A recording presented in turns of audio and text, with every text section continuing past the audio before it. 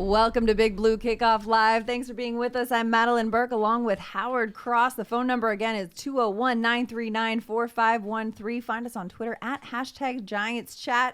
And as a reminder, you can find the archive of this show and our entire podcast network on the Giants mobile app, podcast platforms everywhere, and giants.com/podcast. It's Tuesday, August 15th, a Tuesday afternoon show. Howard, how are you feeling? I'm feeling pretty good. I just realized we have an introduction with all Hall of Famers. So, I'm just feeling like, I'm here. I'm ready.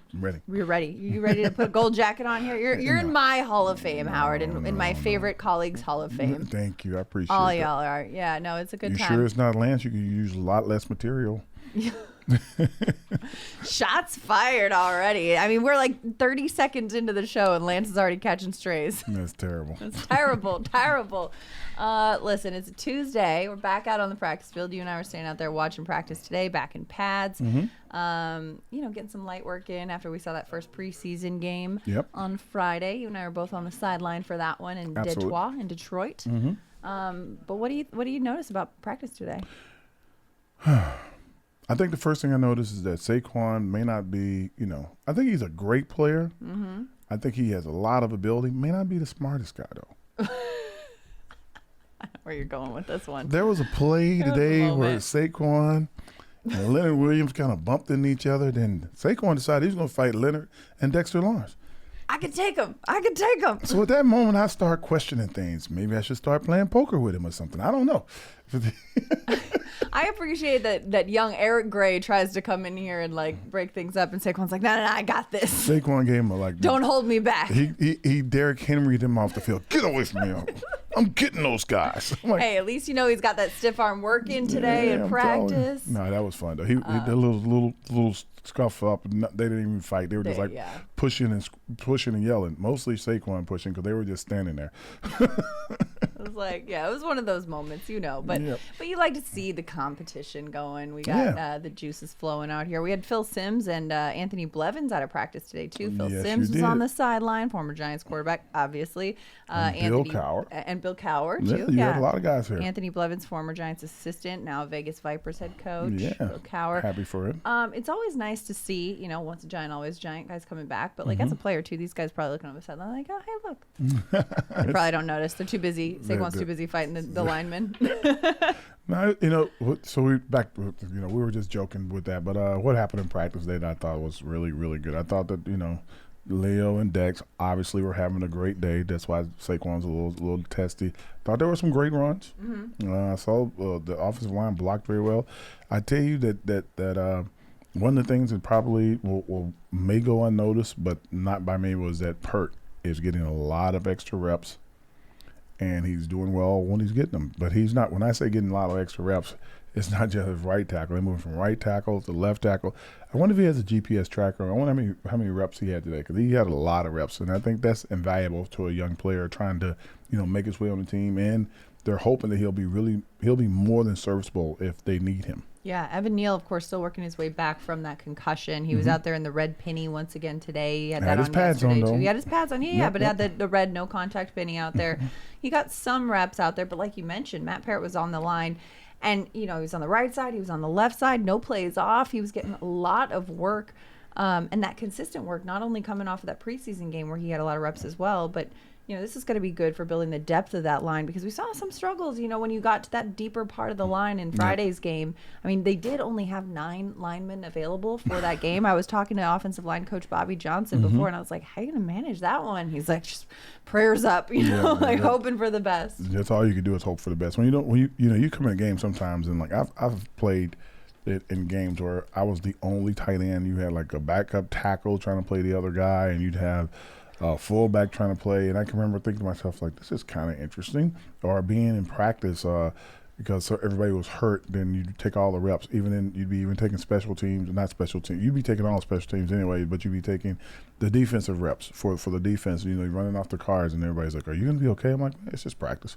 But it was fun though. But seeing Pert get those reps, I'm telling everyone that's invaluable to him and to the team. If if anyone goes down on the outside, he can step in, and you won't have to worry as much as you would if a couple of younger guys were in. Yeah, because I mean, he's still dealing with some injuries in the O line, still dealing with some competitions at a a positions. We saw Josh Azudu getting some good work in there too. Azudu is playing great. I saw him doing some good stuff in there against, some pretty talented guys are going against him, so he's able to fight. And the Schmitz man. The Schmitz man, is that what we're calling him? JMS, John Michael Schmitz. The Schmitz, but he has really, really impressed me. I see him getting a lot of good reps against Big Dex, and he's looking strong. Other guys coming in and playing against him, looking strong. So that's that to me is like this kid's getting valuable lessons every time that they put on full pads and they start putting pressure on him. He's standing up in there, getting his calls in, not messing up. So he's playing at a pretty high level. He probably thinks he could play better, which is a sign of greatness. So I like that. Ojulari.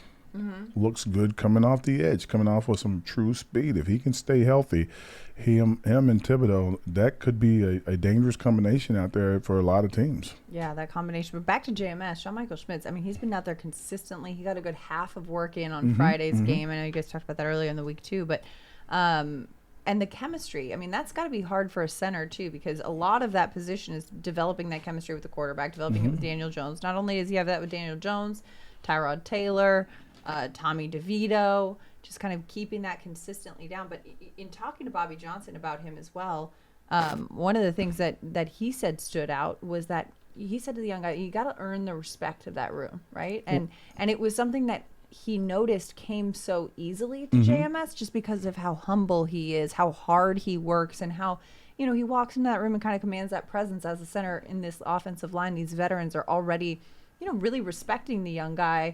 And it's a positive sign for somebody who hasn't even played his first regular season game yet. But also think about this. I know you were talking about the quarterbacks he's playing with, but think about this. He's playing with each level of offensive line. Right. So when you're able to lead each group and make the calls for each group, they're like, okay. So when you're out there with the veterans and you're making the calls, they're like, hey, this kid knows what he's doing. That's good. He's getting us in the right spot. Even though some of the two guards probably know the calls too, they know that he's making the right calls. They're excited. So the guys that are behind those guys step up to play with him. They're like, okay, we know to follow him. Then anybody else that even gets a chance to play with him, they're like, he's our guy. We're following him. So he has the respect of 2/3 of the room when he's out there. Yeah, and that's important to have that. We've got a lot of media availabilities we had today too. We heard from the coordinators, Wink Martindale, Mike Kafka, talking about the wide receivers and all that. They got a lot of small guys who can create separation, and clearly that we've heard from many a member of this coaching staff, Brian Dable, Mike Kafka, the importance of just having receivers who can get open and create that separation and that speed. Well, I tell people this all the time. In Kansas City, they had Tyreek Hill, and he's not the biggest guy on the planet, but he creates a lot of separation, and it's mostly because of his speed, and down the field. If you create separation, you give your quarterback a better chance of getting the ball to you. Even if he's under duress, he can get the ball to you. If you're throwing what they would call the contested pass, and we'll never say 50-50 again, the contested pass, it just means that you're throwing it up and hoping that someone gets there. I talked to Phil Simms today. I asked him, what do you consider, open? He goes well, the back shoulder pass, is that receiver's open because the DB can't see him and the linebacker can't see him. He goes to pass over the outside shoulder to the sideline.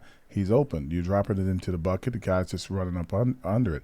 Because otherwise, if you're running crossing patterns or outs or something, you have to create that separation yourself, and I'm getting the ball out on timing. Yeah. And I mean, and it's not just, developing that chemistry and that commitment through that wide receiver group, but also working with the DBs. Dory Jackson was at the podium today, and he was talking about just the variety in the wide receiver room, the tight end room, and all the different matchups and the different looks that this defense is getting. Everybody, he says, everybody's sharing their information. Nobody's selfish on the team. They're working together to try to kind of iron sharpens iron. That's a phrase you've never heard before at a press conference. But especially having some of the young guys too out there, the young DBs who he was really praising. Dory was Trey Hawkins, Tay Banks, just these guys are really running with the ones. Well, Banks and Hawkins are almost identical type guys. They're both in the 6'2" range. They're both right around 200 pounds or better. Those are these long, lengthy guys that can press up against anybody's number one.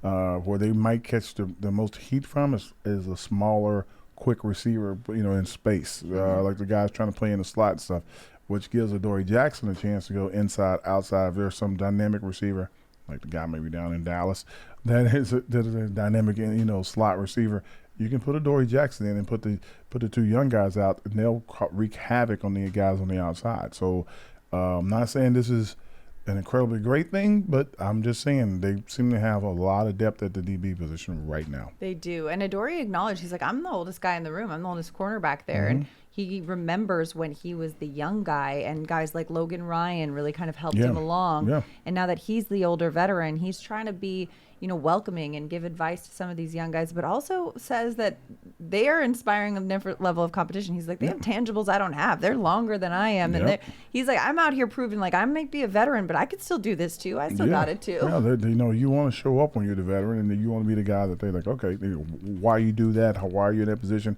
He'll tell them like, look, I need to be in this position. Where you need to be is here. So that's what veteran play does, which is really cool. Yeah, it's really cool. 201-939-4513. Before we go to the phone lines, just want to say that make sure you go and subscribe to the Giants Huddle podcast. It features long-form interviews with Giants players, coaches, and front office staff, past and present. Plus, hear from the best analysts covering Big Blue and the NFL. Search for Giants Huddle. Subscribe on your favorite podcast platform, or go to giants.com/podcast. And don't forget, if you are on Apple Podcasts, leave a 5-star positive review for all of our Giants podcasts. 201-939-4513, hashtag Giants Chat, at Howard Cross 87, at Madeline Burke. Let us know what you think. Let us know if you're listening. Tune in and join us on the line right now. Line 1, Eli from Long Branch has been holding the longest. Hey, Eli. What's going on?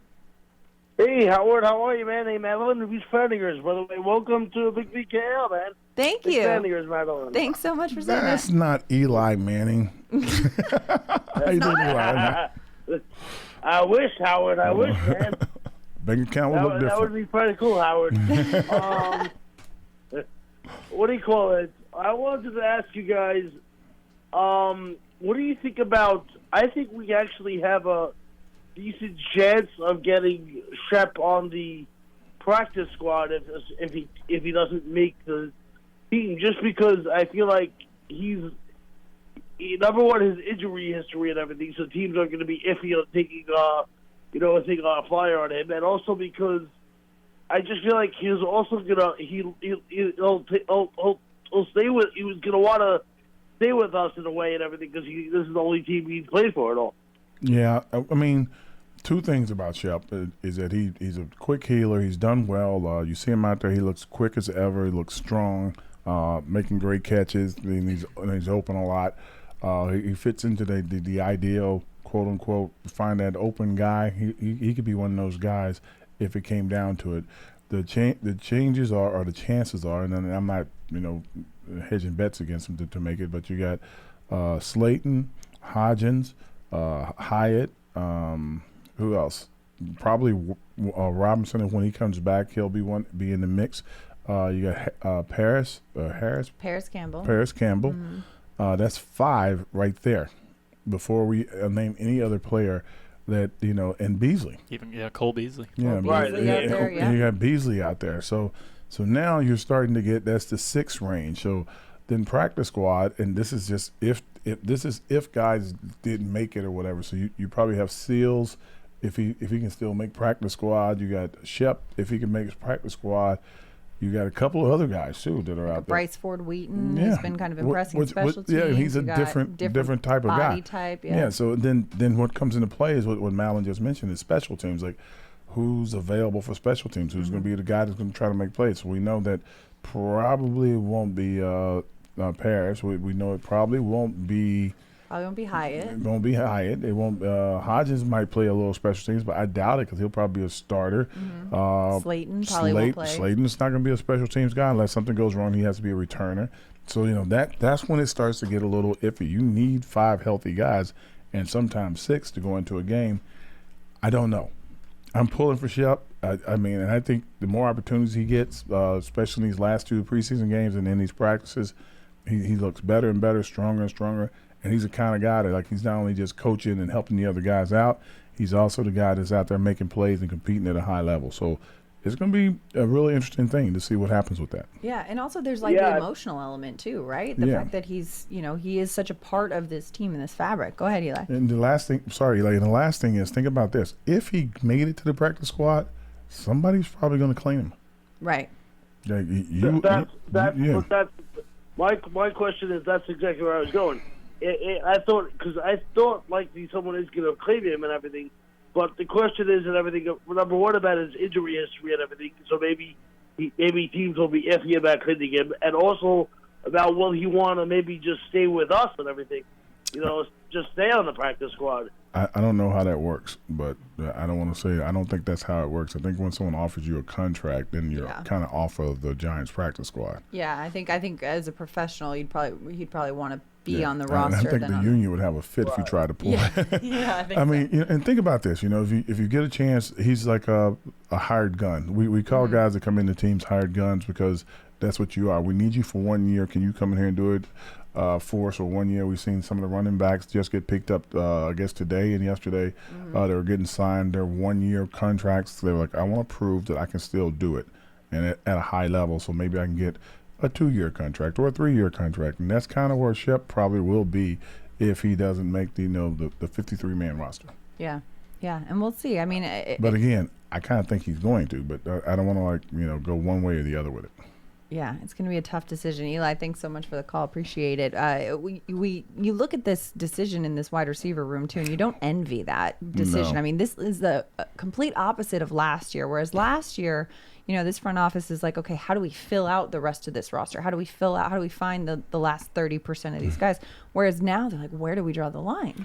I think last year, to be fair to the team and everything, I think that into Joe and to Brian, I think they had 25 guys that they thought could be serviceable and could start and play. 25. They had to figure out the last 27 guys that they were going to trying to get to, or 28 guys, and they didn't know where they were going to get them. Right. And they had to go turning over rocks, looking behind dumpsters. They looked everywhere to find these guys. I'm not being mean or anything.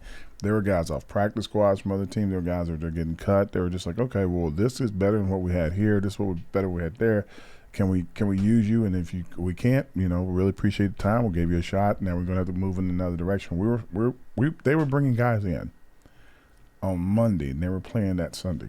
Yeah. So that's what the team was, and it wasn't just lack of talent. There was a lot of injuries and stuff as well. So I don't want to disparage anybody that was here that's not here anymore. But of course not. It's a lot of everything. And it's hard to kind of rebrand a team when you're coming in the first year under a new regime, a new general manager, a new coaching staff. You're like, okay, let's mold this the way that we want to make this molded, right? And they were handicap strapped. Yes. And that was the other big problem.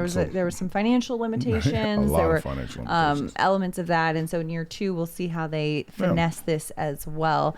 201-939-4513. Also want to make you guys aware that you can run or walk with Giants legends because the Giants Foundation will host a 5K race and kids run presented by Quest on Sunday, October 8th at 9 a.m. I know, right? You're like, do I have to do this?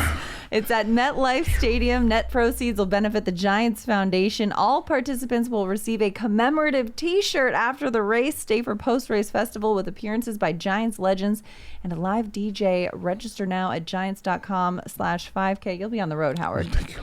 No.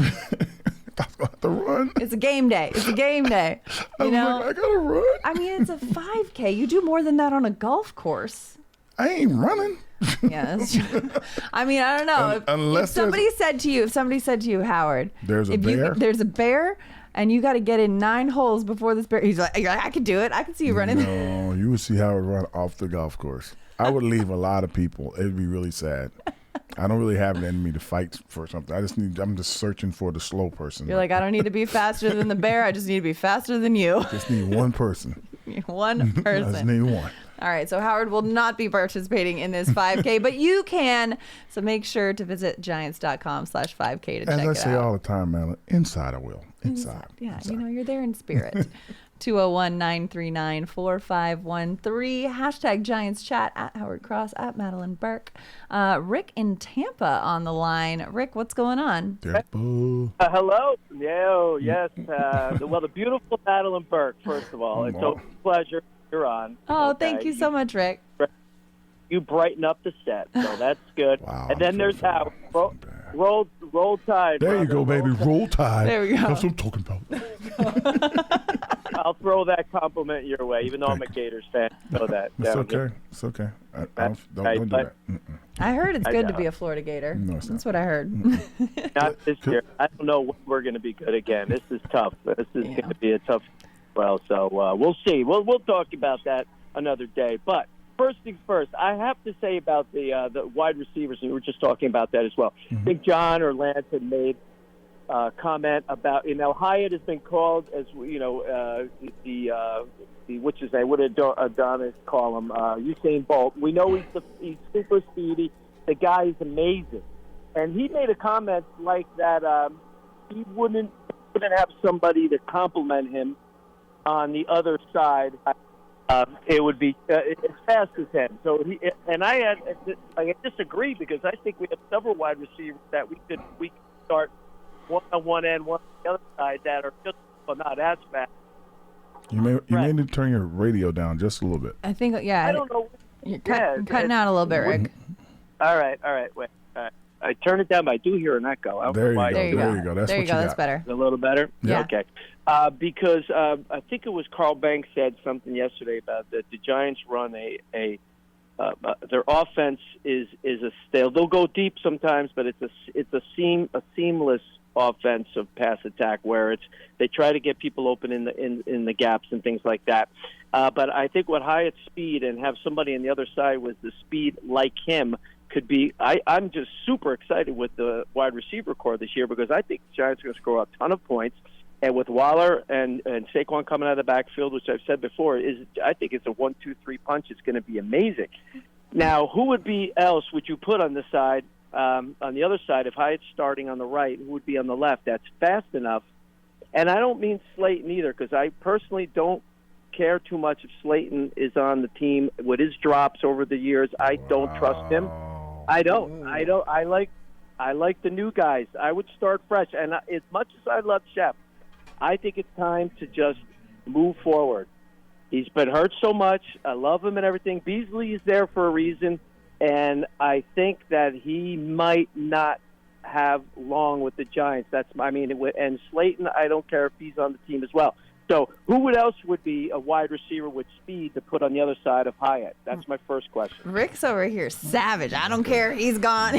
First off, they did just re-sign Slayton to a new contract. but first off, the guys I who know, like he Slayton. dropped too many passes. Yeah, but I think that he's caught more than he's dropped. I think if you and what happens with all things in life, we look at it in the sense of he might catch 50 passes or 60 passes in a year, and he drops 3, and it's like he drops too many balls. Then like most. But it's when he drops it, Howard. You know that. It's like Evan Ingram. It's when he drops it. Pro Bowl tight end. Yeah. Pro Bowl tight end Evan Ingram. The Pro Bowl tight end Evan Ingram. He drops he's dropping the ball all the times. I had to call him up in front of his mom and say, hey, you were selected to Pro Bowl, right? And he's like, oh, Mom, come here. I'm like, I felt like a full voice, poor kid. So you have to understand, you can't that first. But if you're going to pick guys that are going to be fast, it's going to be between Slayton and Paris. Both of those guys are burners on the outside. There's a couple other guys that are burners, but they're more of the slot guy that you want in the slot. So if you're just talking about pure speed, that's what you get. But fortunately or unfortunately, that's not the kind of offense they run. If you run two guys down the field at full speed, then you've limited the inside routes to two guys instead of 3 guys. I mean, speed is definitely a point of priority, though, for this team. I mean, you can see the way that they've constructed it. And Paris Campbell is a guy who's extremely fast. Yeah. And Darius Slayton as well. And, he came in out of Auburn, and that was his big sell. This is a speed guy. Auburn. He was a speed guy. Yeah. He dealt with that hamstring injury in his rookie year, and it took him a little while to kind of get his footing back after that. But, I mean, you asked Darius Slayton who the fastest guy in that room is, he will proudly say from his chest that it is him. And I think I think most of these guys will. And, I mean, I was talking to Jalen Hyatt the other day. I was like, listen, there's been a lot of conversation about the GPS clocking him at a max of 24 miles per hour at certain points. I'm like, do you guys have bragging rights in this wide receiver room? Like looking at these GPS numbers, who gets the fastest? He goes, yeah. He goes, we even had a little sprint competition in the off season. He goes, I'm not going to tell you who won, but you know. Funny, that's So there's a lot of pride in the speed in that wide receiver room in this group. and last but not least, we're going to keep getting the calls. Last but not least, think about this. 2 deep guys at the same time. That is old school football. If you're running two guys down the field really deep at the same time, it's just old school football. And the chances of that are, you can just basically drop a corner over them kind of deep, 5 or 6 yards off, and then blitz. That pass is done. That you can take that pass out of football altogether, and that's why you don't see it as much anymore, because the blitzes are complicated and their guys are able to get to them. That go route becomes a a slant a hitch sometimes, and you can create and cause the offenses to throw passes short automatically by blitzing from the side that you want to keep the pass to. Yeah. And because we haven't had speed for years, and now we do, and I think that's going to lighten up the field. It's going to be amazing. I'm really excited for it. My last question for you, and you can take it off the air, is the importance of turnovers on our side, interceptions. And I've said this, I've called the show a million times. I said, what are they doing in practice to help the guys with interceptions? Either you got it, that little gift, or you don't have it. You're dropping balls left and right. So how do we, because I love our D-backs and cornerbacks this year. I think we have a great group out there. How are they going to weed through that and kind of put the emphasis on interceptions being an important part of how they go forward with who's starting and who's not? Because I still think we need a big improvement on takeaways. So that's my last one, Nick. I'll listen to that. Thanks for the call, Rick. Thanks for the call. So off the air, so for Rick and for all the fans, before someone else calls me and asks me the same question, do you realize that Wink Martindale plays a totally aggressive blitzing defense, which means that his DBs, for the most part, have their back to the quarterback because they're covering him man-to-man on the outside and covering pretty much man-to-man on the inside. The only guy who has an opportunity to get an interception, if permitted, are safeties. And the safeties are facing the quarterback, and it's usually just the one safety that's deep that has a chance. Linebackers might get it sometimes as they drop out late, but mostly it's the guy, quote-unquote, that's the deepest guy. That being said, the defense isn't designed for a lot of turnovers. Right. It's designed to knock the ball down, get the offense back the ball, and the only way there's a turnover is that you're hitting the quarterback and he's just kind of throwing it up in the air. Yeah. What you saw 2 times in the first preseason game. You saw 2 times quarterback under pressure. He has the floating throw. Guys catch the ball and turn it over. So that's kind of what he's talking about. Turnovers are luck. It is. And like you mentioned, those styles win fights, right? And the way the type of defense that Wink Martindale plays doesn't prioritize that. I mean, Giants still had 19 opponent turnovers in 2022, 19 takeaways last season. But that isn't a point of emphasis. I mean, even looking at, but it's pure luck. But it's pure luck. But even looking at the preseason, right, when every other team is putting out the most vanilla defense, Wink's calling up a blitz every play because he loves a blitz, right? So this is what we know about the defensive style, the defensive coordinator. It's not a point of priority. It doesn't necessarily mean a good or a bad thing, but it's a style. Yeah, I mean, they'll have turnovers during the season, but I'd really, if they could have 24 turnovers, everybody'd be excited. If they could have 40 to 60% 3-and-outs, which is not really common, but if they could do that, then they'll have the number 1 defense of all time. Right. And I think if you're trying to ask about, like, lockdown defense versus takeaways, whatever, I mean, there's different points of priority for each of this, and they've been working on each of them in different ways in practice. I'd rather have the 3-and-out. The 3-and-out, the goal line defense. Than to go for the ball. Right. And either have a penalty or have a caught ball that gives a first down after the catch. I mean, we saw 2 takeaways in the game in the first quarter because pressure up the middle, pressure off the edge. Quarterback's trying to get rid of the ball. He overthrows it. The safety gets it. One time the linebacker gets it because they're both standing there when the ball comes to them. Yeah, they're both physically there. They're both in the right spot. It is a bit of luck as well. A lot of luck. Trust me. Of luck, indeed. 201-939-4513. Madeline Burke and Howard Cross on Big Blue Kickoff Live. # Giants Chat on Twitter. @HowardCross87, @Madeline Burke. Let us know what you think if you're listening, what questions you've got. But we're going back to the phone lines because Clay in Brooklyn has now been holding the longest. Clay, what's going on? Where's Brooklyn at?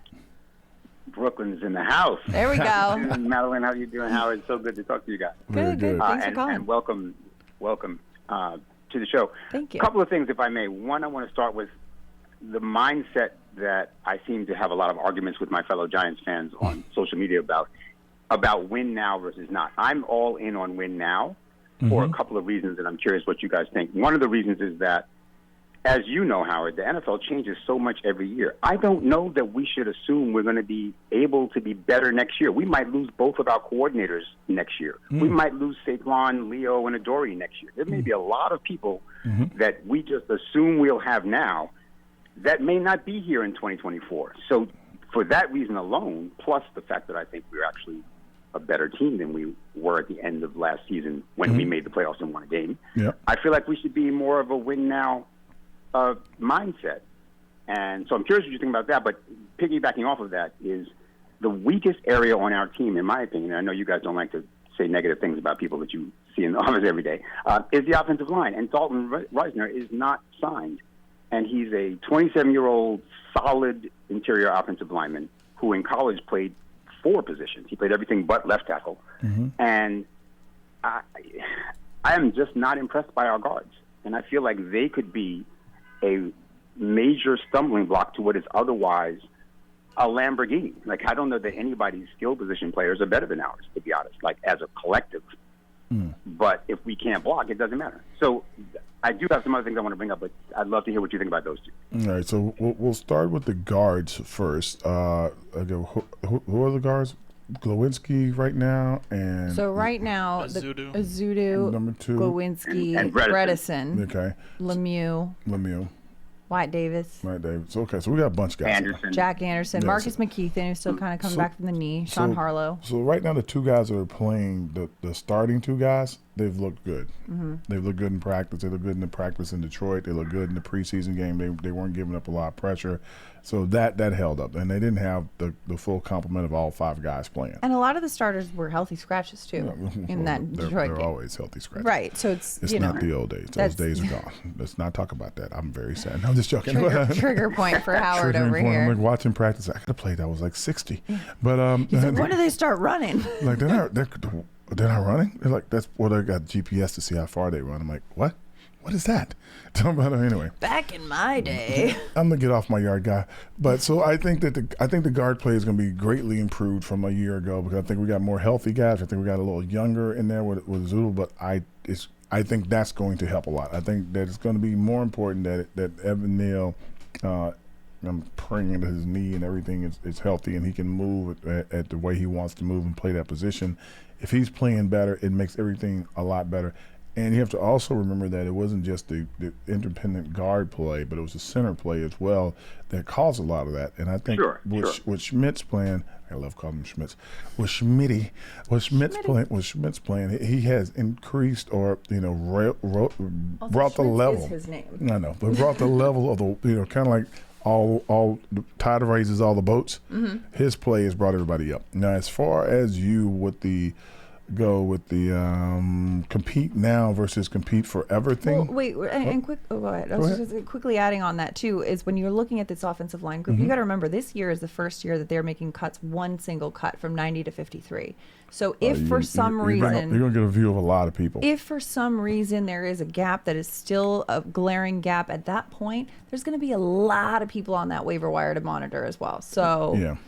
I mean, this you can't team, take the first guy out of the basket. You can't, and I think that there's going to be a lot of teams that one man's trash, another man's treasure. There's going to be a lot of player movement in that point too. So I think that there's still quite a bit of time and adjustments that are going to be made before we look at this. Yeah, and I would say with the GM. Joe has done a great job of being able to identify his team, not just Joe, but the entire scouting team has been able to identify guys and be, okay, we have these 3 guys here, we have these 3 guys here. I don't know if this guy's going to make it on this team, so we'll be able to, they're already doing all of that now. Yeah. So they've already got it mapped out. Like you got 90 guys that are out there. Yeah. Right. On each team. So when they cut it down to 53, everybody's going to be in the market at once. So you're talking about one guy. Well, that's why I would rather get Reisner now before everybody. Yeah, but there might be other guys that they're already got their eye on that they're hoping that will become available. Right. So Fair enough. Yeah, so that's that. And now the win now. To the win now. Win now is great. Win now is an incredible feeling. I think everybody's high on the excitement from last season and them making the playoffs, but they were a year or to 2 years ahead of schedule by doing that. And I liked it. Right. I thought it was a great thing. They everything fell into place. You played the AFC South. They were a struggling division.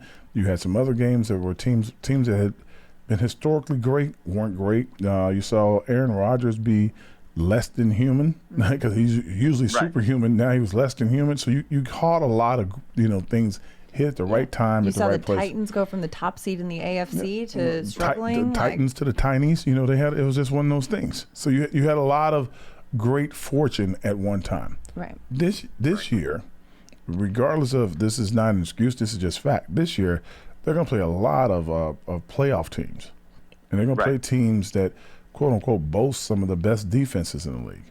So it's going to be interesting to see how that handles. You're going to play the AFC East. That whole division, they're talking about who's not going to make the playoffs. Right. So, so win now is great. If they come out of these first, 4 or 5 games with an even record, if they go 2-2, or if it's 6 games, they go 3-3, they'll have a chance. Yeah, I mean, they've got 7 of their first 10 games on the road. It's a really travel-heavy first part of the season. It's not even travel on the road. It's just the teams they're playing. The teams are playing are tough, but it's you also got Arizona. You got Seattle. You got Dallas. But you could have said that last year, looking at those teams too. I mean, like Tennessee is a perfect example. Oh, you got Tennessee. It's just that you never know. Each team is different. I'm just looking at the defenses of the teams. Offenses don't travel all the time. Offenses kind of go up. They kind of go down. They kind of iffy. Defense, defense is just defense. If somebody wants to hit you, they just want to hit you. They just want. I mean, one thing I will say though too about the win now mentality is this is something that's I've never understood. When you're out there as a player, as a coach, you're not going out there just to show up and check off the attendance box. If you're on the field, even Brian Dable talking about this, he's like, hey, we go into these preseason games and we have these little things that we want to evaluate. You play to win the games. You play to win the games, even if it's a preseason game. I mean, look at the Baltimore Ravens just touting their 24 straight preseason wins proudly. I mean, sometimes you're out there and you're like, I want. Whatever the plan is, you want to win the game, and so I don't think a lot of as much as it's like you want to do your best to put your best foot forward. So, whether it's what you want, what I want. If you want to know what I want growth. Right. I want if they go from scoring 20 points a game to scoring 24 to 28 points a game on average, or 27 points a game on average, that would be incredible to me. If the defense goes, and I agree, and I meant that more towards the front office than the coaches and the players. Obviously, the players get out there every down. No, but I'm talking about everybody. I'm talking about we're just growing. They're growing as a group. So if they go from like having 30 sacks this season to having 60 sacks, which is a lot. That's too many. But like we'll say 40. Eagles had 70, and that was a record. Like 45 to 50 sacks. That's even a lot. If they can get up to like close to 40 or above, again. That's growth. All these things are growth. I want to see the team grow tremendously. Yeah. And I don't know how many. Let me give you. I'm sorry. Let me give you an example of what I mean. For example, if you're thinking we have a shot at a deep playoff run this year, then I think you restructure Adoree and Leo so you can perhaps bring in that one more stud offensive lineman. That I think, because I disagree with you about the guard play. I actually think it's the same people as last year. They were terrible last year. I think they're mediocre at best this year. And I know you're not going to say that, but I will. Okay. And I think a stud guard takes us to a completely different level. And yes, it's a risk to, Leo is coming off an injury and whatever. But if we thought we had a shot at winning this year, I think the front office would make that call. They'd say, okay, if I restructure Leo and Adoree, I can afford a really good guard, because we might be a stud guard away from averaging 28 points a game. We get too much pressure up the middle. I give you that, but I believe the guard I believe the guard play is going to be a little bit better, and I think it's just again going to be because Schmitty. And I think also in that comment that you just made, I also think that they just left salary cap purgatory because of restructuring and trying to fit players in to try to make things work.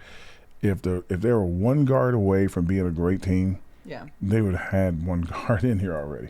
Right. You know, they would have called Zach Martin and said, "Hey, Zach, how you doing? Can we get you for 2 years here so we can make this quick run?" And that would have been the end of it.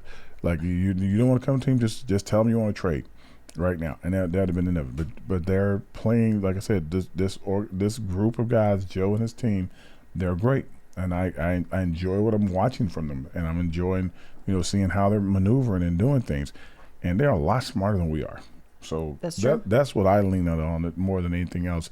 It's not an emotional, crazy thing that I'm looking at. I'm looking at guys that are smart, that have thought this out, and they have a plan. Yeah. So I'm just, you know, sitting back and watching the process.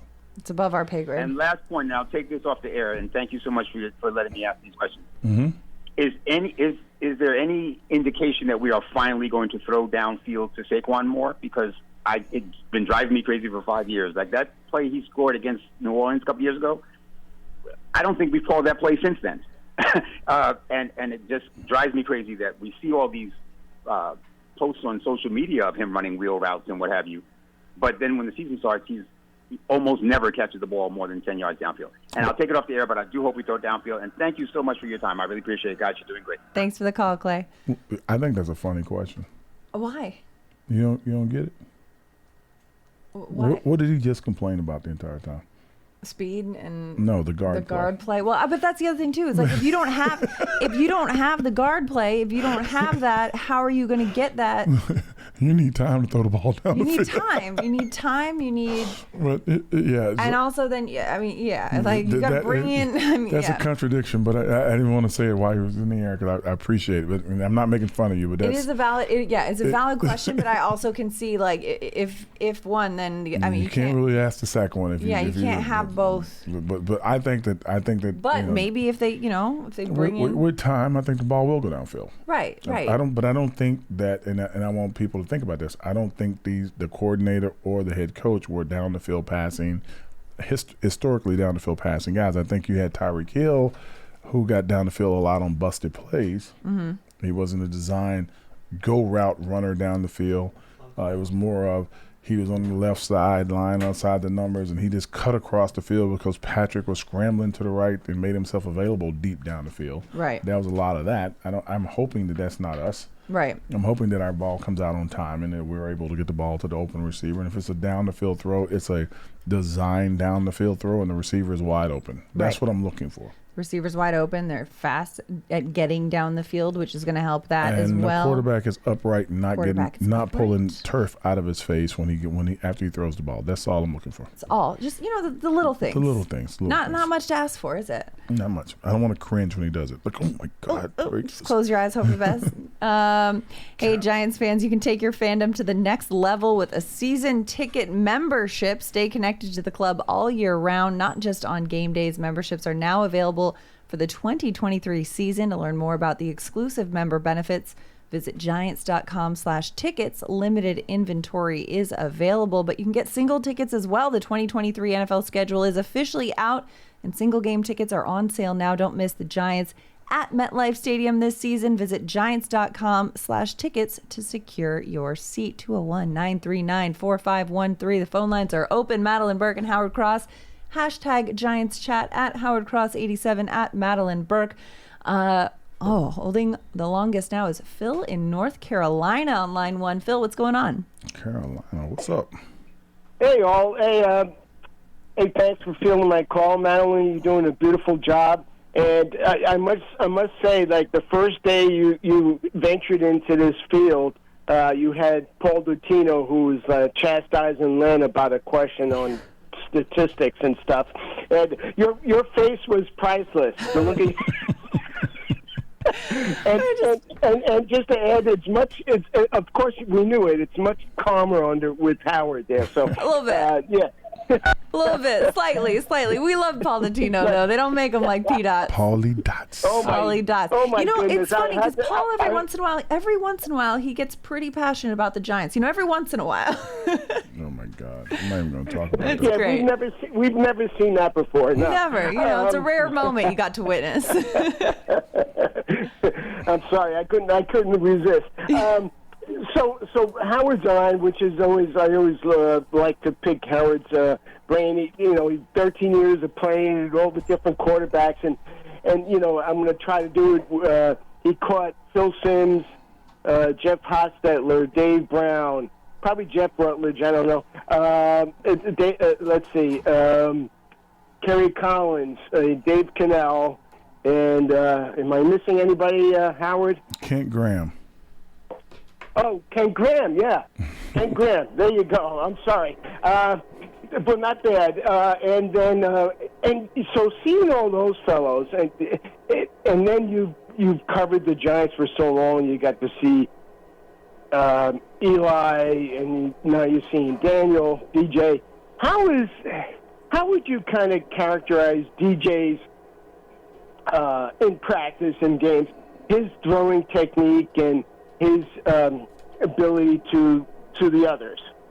It's not comparable, not at all. Phil was a pure pocket passer. I think closest thing that you'd probably see was Hostetler. He was kind of a move around guy and ran around a little bit. And today's quarterback are these big superhuman guys that run around the field and will throw the ball, through a building if they had to. Right. And at the same time, if you don't get in front of them, they will take off. And you even seen, hopefully he never does this again. Hopefully, he will lower his shoulder and run over someone. But Daniel's a tough guy. I mean, you remember a couple of years ago where there was that skirmish and I don't want him lowering his shoulder. But remember a couple of years ago where there was like that brawl in training camp and Daniel Jones was running to the fight? Like he's running into it and coaches are like, I don't care if y'all keep fighting, get the quarterback out of He's a big dude. Big dudes. He got the big dude thing. Like, okay, you want some of this? Like, right. Yeah, no. But he's like, I'm not this fragile, delicate quarterback. I'm in there he too. is. He's fragile and delicate. In my mind, leave him alone. Don't be taking hits. Learn how to get down, slide. You get a baseball teacher to teach you how to slide. That's my thing. That's fair. These guys are so big and so strong, and they can do just about anything. That they sometimes, especially when they're on a roll, they get a little too excited. And I've seen Patrick Mahomes do it. I've seen, what's his name, Big Josh Allen do it. I've seen, what's the kids down in Baltimore? Oh, Lamar Jackson. Lamar Jackson, and he can run. I'm like, dude, just the sideline is right there. Step on it. Just step on it. You got that. Live to see another down. Yeah, so I get more nervous about, not throwing the ball, not the, everything else. I get more nervous about him. Remember when he was having all the fumbles? Mm-hmm. Why was he having the fumbles? Because he didn't think that they could knock the ball out of his hand. He thought, I'm so big and strong, I'm going to hold on to it another step longer. And I'm not going to put it in harm's way throwing it. And they come up and grab his arm and rip it out. I'm like, okay, so he's learned a lot more from that. Yeah. As far as what he is comparable to, he is spinning the ball. I was standing on the field with Phil Simms today, and that's what he was telling me. He goes, hey, look, man, I was at a throwing camp with this kid just this year watching him do it. He's like, he is spinning it more and more. He's got some juice on that thing if he wants to. He has touch. So I'm listening to Phil talk about it. That's not me. I'm like, well, just Phil Simms was pretty good at that quarterback position. Phil's pretty good at that quarterback. He knows a thing or two about it. I'm looking at just learn to slide. Yeah. Sideline is your friend. Well, and Phil's looking at, he's really spinning it. I'm like, okay, just get down though. Don't do it. So I think Eli was the master of being able to get down. Yeah. He's chucking and ducking. Well, it's a completion, isn't it? He had to be able to get down. And in all fairness to Eli, and I do mean in all fairness, no one knows and no one can be explained to how tough Eli was. We look at Daniel and we see this big burly tough guy. Eli never missed a game due to injury. Yeah, and he was injured a lot. Exactly. And when you roll over and do the push-up, that's when I know you're hurt. Yeah. You just get up off the ground, somebody reaches up, and you roll over and do that little push-up because you're trying to, I didn't get my air back. Yeah. Please let me spit my mouthpiece out. That was Eli. Eli took a lot of beatings purposely because, and never complained. Right. But so Daniel's got that part. Right.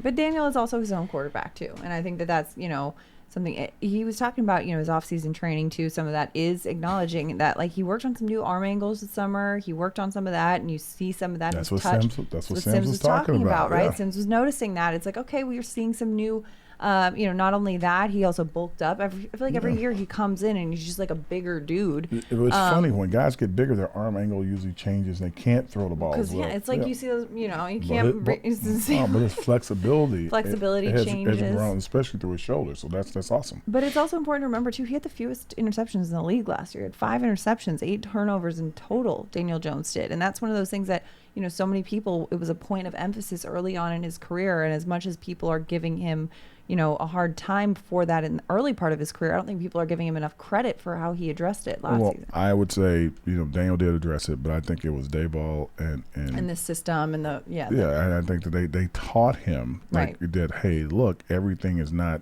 live and die. You can live to have another play. We want every series to end in a kick. We don't whether it's a punt or a kickoff. We do punt or an extra point or a field goal. Yeah, that's it. Yeah. We're not interested in the hero play or the hero pass. Like you're not threading the needle. If you're running with a guy on your leg, you throw it out of bounds or you take the sack. And he learned that. Yeah. And he learned it very quickly. He's like, okay, there's the receiver going down the field. It looks like he's going to be open, and the back is in the flat, wide open.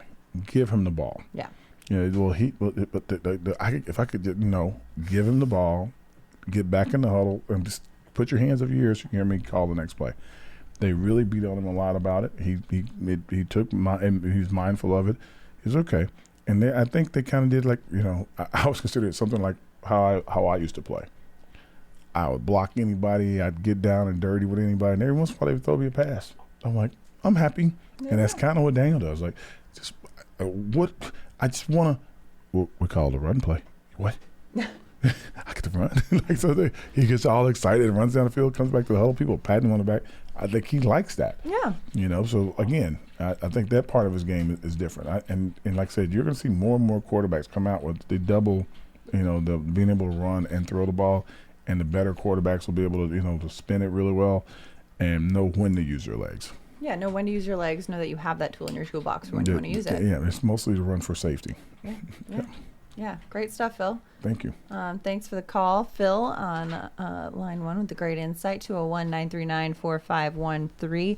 Also, we got to remind you all, too, that the Giants' official connected TV streaming app, Giants TV, brings original video content and game highlights on demand and direct to Big Blue fans. Giants TV is free on Apple TV, Roku, and Amazon Fire TV, and on the Giants mobile app. There we go. Look at that. Getting those reads in, paying those bills here on Big Blue Kickoff Live. Madeline Burke and Howard Cross. Howard Cross 87 at Madeline Burke. Hashtag Giants Chat, 201-939-4513.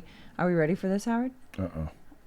Drum roll, please. It is an honor and a privilege to welcome to Big Blue Kickoff Live Charlie from Maine. Oh, my God. Charlie, what's happening, my friend? Oh, my God. Madeline's her playbook. Gotta listen. Thank you. Howard, we gotta do a podcast together.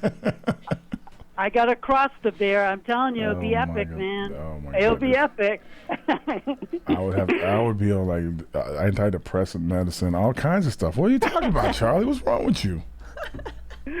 Or anxiety meds, one of the two. I'm honestly surprised to see, too, in the notes here that Charlie actually called to talk about the offensive line. That feels so off-brand for you, Charlie. Oh, no, it doesn't. Just wait. I know. For these comments. It's called, okay, wait, Howard, it's called sarcasm. It's even though I'm new in that, it's the first time, long time situation. I'm new in this seat, but I've been listening to the show for a minute. Then okay, Charlie, go ahead. Oh yeah, Charlie, what you got for us today? Go ahead, Charlie. Hey, Madeline, you talked about Daniel Jones having 5 interceptions, but he also only had 15 touchdowns, which was the lowest for any starting quarterback in the NFL last year.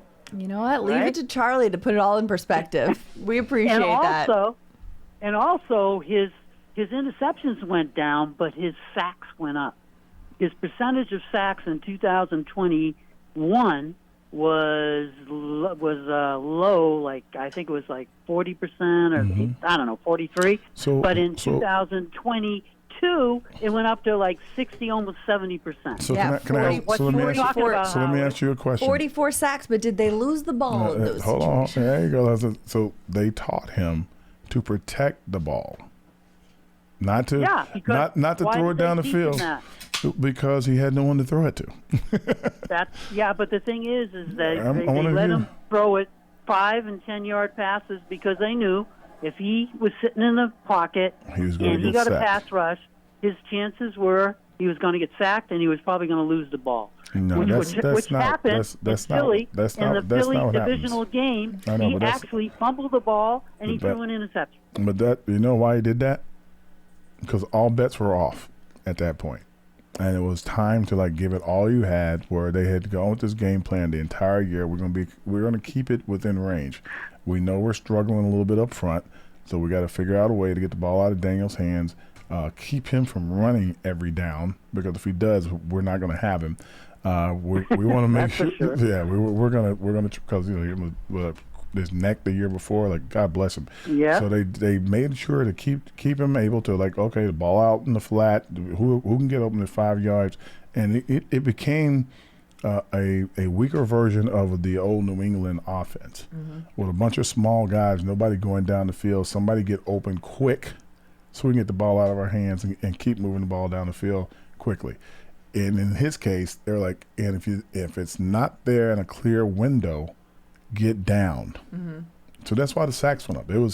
They made him into that player. Right. And the thing is, if we're expected to score more points this year, we have to get the ball down the field. We have to have big plays because we're going up against better teams that can score a lot of points. And just let me say something about the offensive line. Go right ahead. We are in deep trouble. This offensive line is going to sabotage this whole year. We have no depth. We have Neal, which we don't even know who he is yet, and right now he can't even get on the field. And let me talk about Schmidt a little bit. Pro Football Focus did a grade on him. He graded not really that great. He graded well in pass protection, but his run blocking was graded like 46.3 in that Detroit game. And this is a guy who came from Minnesota, which all they did was run the ball. So if this guy can't block second and third team players, how is he going to block first team players? And how are we going to have a running game if this guy can't block? So let me ask you a question, Charlie, since you are so really good with this. Think about this, Charlie. I want you to have a real comprehensive, smart answer. You ready? All right. Good luck. I'm ready. You Howard. sure? I think so. Does the center block anyone one-on-one? Sometimes he has to, yeah. 90%, 80% of the time, he's blocking in combination with someone trying to help them if they are able to, one, pull at a great rate of speed and get out of the way to give the center a clear block, and two, combination up to the second level. Is that correct? I'll to your expertise, I'll say, oh yeah, you're correct. Yeah, you're to anybody unless you're playing against a straight 3-4 where somebody's right over the center the entire time. Yeah, but that's what I'd do to him. Wouldn't you do that to a rookie the first time you played him? No, I'd have Mezzi from Dallas right in front of his face, right on his nose. Absolutely not. I would not do that to a rookie. I'd make him do combination blocks all the time because he probably couldn't link up with the guard, and I could slide in the gap and make the play in the backfield like 95% of the time. If you put somebody right over him, he has a better chance of blocking them because they don't have any place to go. But that's just common sense. He's a smurf, man. He's a little smurf. He's not a big guy. You should come to practice and watch him go against Dexter Lawrence and explain to me why he's fighting off and doing very well, and Dexter's giving him all he needs every day.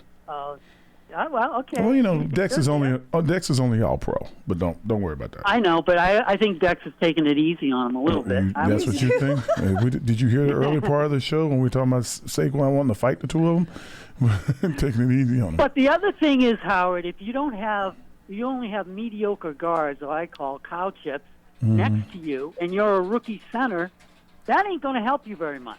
It's going to be hard, but he's going to, like I said, the tide rises all boats. The better he plays every game, the better the guards will play. If the tackles can hold up, it'll be a better season. But they can't build the perfect offensive line in one season. Yeah, but Howard, that's not true. Teams have. The Cleveland Browns did.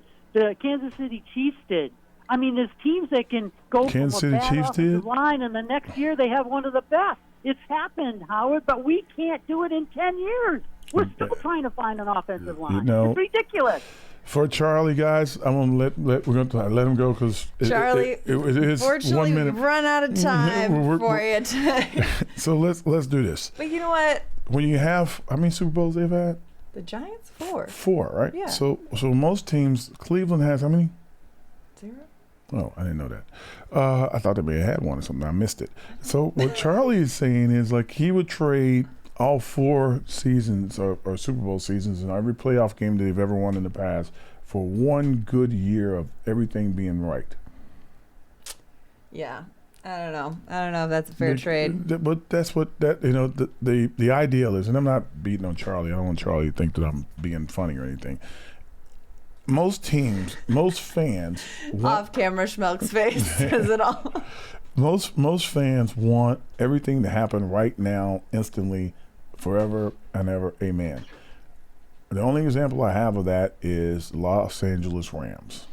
Right. Or even the Denver Broncos. I mean, look at what happened. They go all in. They get Peyton Manning, who brings the Super Bowl to Denver. And what success has Denver had since then? That's been a 0. long 8-9 years. And that's what happened with the Rams. Like when you mortgage everything to get a bowl, get that ring, you'll get that ring maybe. And it'll feel real good in the moment, but that long drought afterwards. And then you'll have Charlie calling your radio set for the rest of your career, talking about what have you done this year to get back to where you were last year? If there was no salary cap, there'd be a lot of great teams. Mostly Dallas because they would spend the most money. Brick by brick. You know, you got to build it one takes brick at a time. One foundation. And then Charlie would say, that's what he means. You should build up the offensive line before you do anything else. That's what we're talking about this whole time.